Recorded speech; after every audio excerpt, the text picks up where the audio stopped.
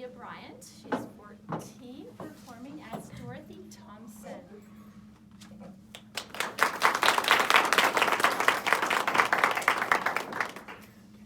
This boy reminded me of a lot of people. Although he is his own beautiful, unique person, his story was just like any other in this time period, tragic. All except for his one desperate act that he attempted to pull off to help the suffering world. The current planet that we're standing on is being pulled apart in many different pieces, ruining the human population, whether it's emotionally or physically. In order to stop this agony, we have to start at the beginning of the story, of a young man so mentally hurt and abused that it ruined his mind. Although I'm only a part of this story, I thought I might as well tell you about the devastating world that we're living in through my eyes.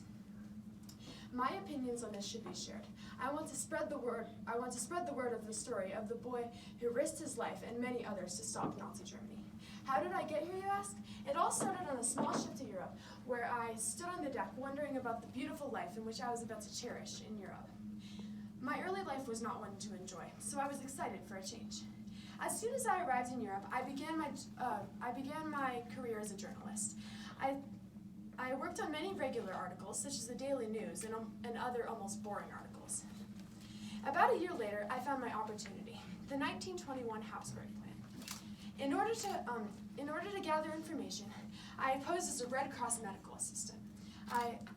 After weeks of hard research, I finally had my story. Habsburg was planning to take over the Hungarian throne, and I was determined to gather all of the details. It scooped the world, of course, that story. After I slowly started to climb my way towards bigger stories, I finally acquired the job as the New York Evening Post European Bureau Chief. Meanwhile, the man who goes by the name of Adolf Hitler was slowly crawling his way towards power. As articles were being published about the rising Nazi political party, I decided to take my part in the articles as well. In 1931, I experienced something that changed the way I looked at the occurring war forever. The Cosmopolitan magazine invited me to an interview with the notorious man himself, Adolf Hitler. The interview was difficult because one cannot carry on a conversation with this man.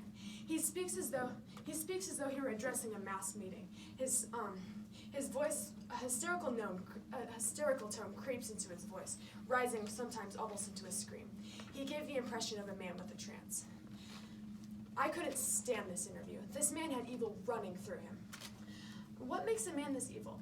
Who told him that he could hurt anyone or anything that stood in his way? Who told him that violence was a religion? That I do not know. All I can tell you is that he needs to be stopped soon. Otherwise, this evil will conquer the world. After I had the interview, it inspired me to write a book about Hitler. I was to call it "I Saw Hitler." Catchy, right? My opinions were very well shown in this book, and it became so popular that Adolf Hitler got a hold of the book himself. That man was furious. He was slowly growing in power, for he had become chancellor just a year before. I now have the honor of telling people that I am the first ever woman journalist to be expelled from Nazi Germany. As soon as I got back to America, I toured around the country, spreading the word of what was going on in Germany.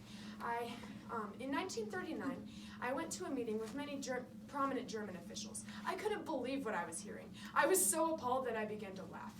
The German officials were not happy with me, and I was escorted out by the police in order to maintain my safety. I continued to rebel against Nazism. Anything would help to stop the agony going on across seas. I even wrote in my husband Sinclair's news post 3 times a week.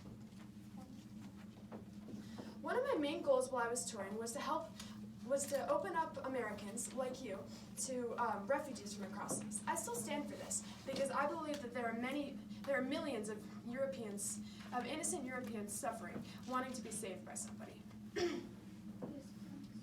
This brings me back to the boy I was talking about earlier, for he is the reason I came to talk to you all today. His name was Herschel, and he was a Jewish college student from Europe. That boy went went through torture. When he was younger, his parents were deported to concentration camps, which I myself can't imagine how traumatizing this must be. Since he had gone through so much trauma, he decided to pull off a huge act. He attempted to kill and shot 2 Nazi officers. This angered Nazis all over Germany, and unfortunately, it led to the great increase of concentration and deportation camps. Deportation and concentration camps are a completely terrible thing that no human should ever have to go through such a cruel time in their life.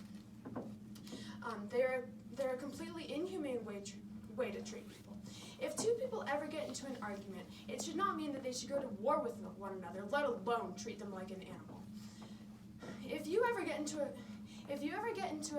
an argument with somebody, treat them with kindness and let them see your point of view, and only to express it, not to force them to believe in it.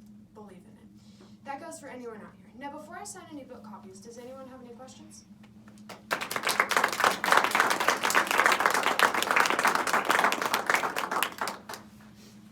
Have you ever been in real fear for your life? In fear for your life? Were you ever threatened with your meeting Hitler? I mean, it was risky of me to write that book because, Hitler has so much power. But now that I'm back in America, I feel a lot safer because he's not here. When and where were you born? I was born in Chicago in